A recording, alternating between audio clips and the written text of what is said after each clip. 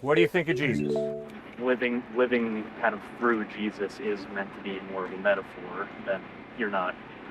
There's nothing literal about the Jesus that you're meant to follow and understand. Like, I think there's a difference between the Jesus who lived on earth and the Jesus that people follow, I guess. Okay, what's the difference? That the Jesus that people follow is based on interpretation. It's not 100% certainty, like a real thing. Well, are you 100%? I think it's a good thing to follow. I do think that a sincere following of the best thing you know Jesus to be is a great thing to do, but how can you be certain that it's true? How can you be certain that I'm not just a bad dream you're having right now? Can you be 100% sure that I'm really here? I guess not. You're trusting your eyesight to see me. You're trusting your ears to hear my voice audibly. So I'm not 100% sure about anything, all right? But guess what? I can't base my life on that, right? I'm not 100% sure that he's standing right here. But right about now, I have to make a decision. And the decision I have to make is the evidence pointing me to the fact that his face starts there, which means my fist better stop there, or is the evidence that he's just a dream I'm having? So I agree with you, I can't prove it, but as a thinking human being, I got to base my life on evidence. Now, sir, the historical evidence of Matthew, Mark, Luke, and John is Jesus really lived. He really taught teachings. He really healed sick people. He really died on a cross, and 3 days later he really rose from the dead. And that's no metaphor when you read the Gospels. That which we've seen, that which we've heard, that which we've handled with our hands, John writes, this we proclaim to you concerning the word of life. It's a clear claim. Most excellent Theophilus, Luke begins, the Gospel of Luke. I've made a careful study of all the events surrounding Jesus. I put them down in an orderly account so that you might know the reason for your belief. Sir, that's a clear claim. Don't you think? How can you believe that Jesus is just a metaphor? What's the evidence? Jesus isn't alive right now to question, right? We don't have that ability to question what we know Jesus was. All we can do is follow the closest thing that we find. Why does that closest thing necessarily have to... I guess part of my question is also how can you be certain that Jesus is the only way to God? Because I personally believe in God, but I don't believe that Jesus is the only way to God. Okay, you're making a truth claim. God is either really non-existent and we just make him up in our heads, or God is impersonal, like a force. We just make it up in our heads, right? Okay, that's a truth claim, sir. I don't know if I agree that you just make it up in your head. God, I believe sort of in like creation in terms of like, I think that God is, everything came from God, everything that's here now derives from God.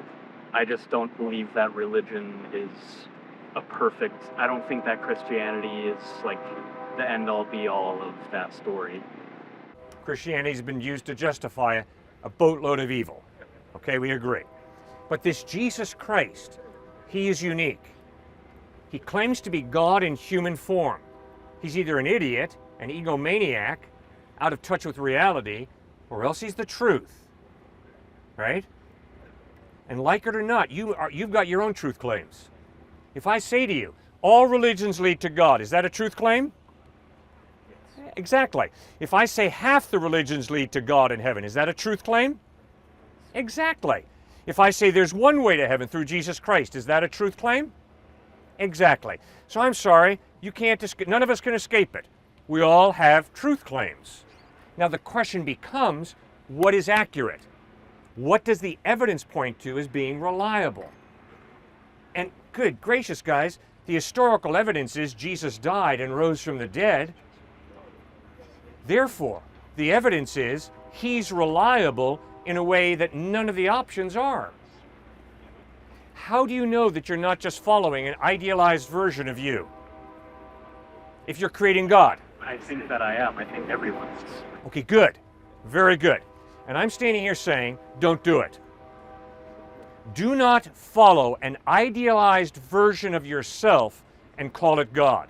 Maybe not myself, but what I think, I guess I kind of I'm not a Buddhist, but I agree. Yeah.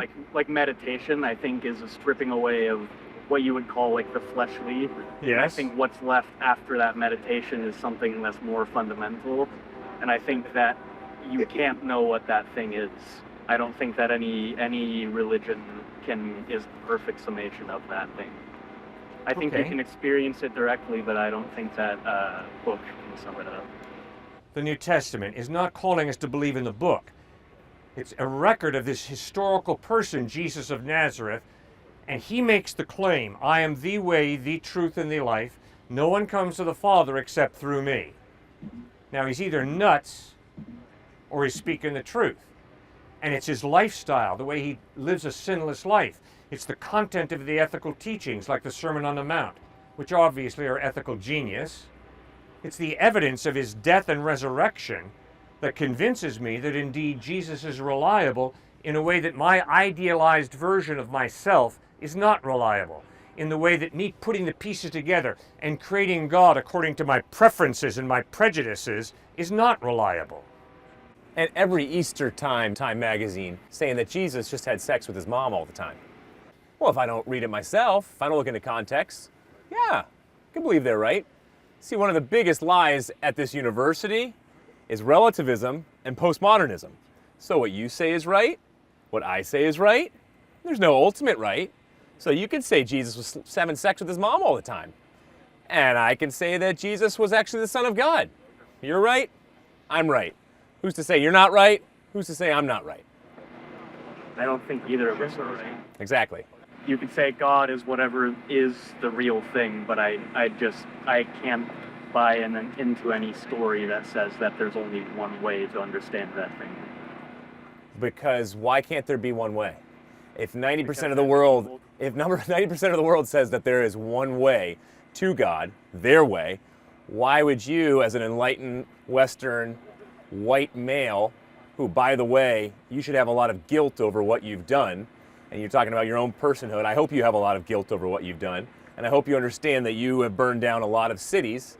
You should consider yourself dirt with next to no value. I hope that's the case, correct? The sort of Christian interpretation with most other religions have some version of this. There's like a worldly and a divine within you, and there's kind of an overcoming of the worldly temptation. You can't get rid of it. You're always falling short, but you can keep reaching towards it forever. I just think that there would and I guess this is where my own personal belief and just my own interpretation comes in, but I don't believe that a God would only make one light in the world when there's so many places that are still so dark. I think that why isn't the Buddha someone who could be considered a light? There's a lot of truth expressed in every major world religion. But the question is, when they contradict each other, who is right? And obviously Siddhartha Gautama Buddha taught that suffering, the way to get through it is, it's an illusion. Cut off your desires. And Jesus Christ said, no, suffering is not an illusion. It's very real. And the ultimate solution for suffering is eternal life in a heaven where there will be no more suffering, no more evil, no more death. And now, before heaven comes, we're responsible to make this messed up world more like heaven will be. And that's social activism, that's justice, that's integrity, compassion, mercy. Right? I guess I don't have any follow-up questions. I have a lot. I really hope you don't walk away from this conversation thinking that we're saying, oh, the Bible completes the person. Oh, somehow you have to buy into fideism, which is blind belief. Somehow you have to buy into saying that we are the only ones who have the truth and a monopoly on the truth. So you've dropped some different lines of thought that I certainly hope don't continue a narrative in your mind that is completely false. I hope you walk away with this discussion with understanding, no, we're making a falsifiable claim out here. That's historic. Whether Jesus rose from the dead or not is the issue. Whether you can take the Gospels as reliable historical testimony about who God is, and that's how you know if there's one true God, that's the question. It's not this, oh, I don't believe that there's one true God just because I believe it. I really could care less about your beliefs when it comes to your search for truth. I hope your belief ultimately lands in becoming a Christian in that sense. But in terms of positing whatever, I could care less.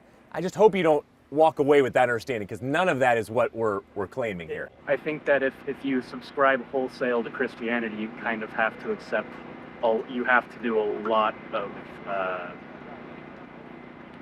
you have to explore a lot of contradictions to a point, and I don't think that they can ever make sense with a human mind.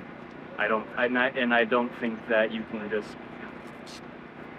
I just don't think the wholesale subscription into Christianity is a very good way to do it, when I do think that there is real validity to it. I don't think there's as much difference between religions as a lot of Christians say that there is. All right. Buddhism, there's no deity. Obviously, Jesus Christ insisted God is real.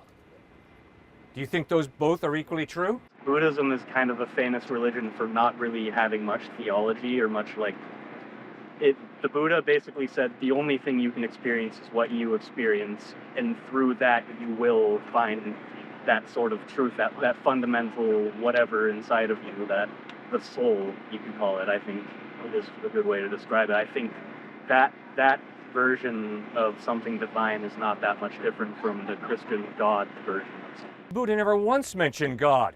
Jesus was always talking about God. You called it a void. You call it. How did you say it? Something about desires? You described the Buddha's way of teaching. You cut off your desires. You don't cut off your desires. You're supposed to not attach yourself to them. You have these desires. Fine. You don't attach yourself to them. You don't align yourself with them. Okay, you fine. Don't align yourself with sin. Sure. As much as you can avoid it. But everything's an illusion. You only know that it's true because of your experience of it, not because of any philosophy or Oh, that's not true at all. I have a rational mind that tells me that his face starts right there. Therefore, if I take this, I better stop right there. Why? Because the overwhelming evidence of my rational mind is his handsome face starts there, and I better not swing through him. That's why I live my life. Now, maybe you live your life differently, but I can't. I have to use my mind to find where does the evidence point, and I got to follow the evidence. Epistemological nihilism wins the day if there is no God. Because your mind is simply a highly developed monkey's mind if there is no God. But if there is a rational creator who gave you a rational mind, then he gave you the innate ability to get in touch with reality. And we celebrate that as thinking human beings. We don't go around saying, well, I can't really know if he's here. No, I can't prove it beyond a shadow of a doubt. But the overwhelming evidence is the dude is here. And I better not step on him.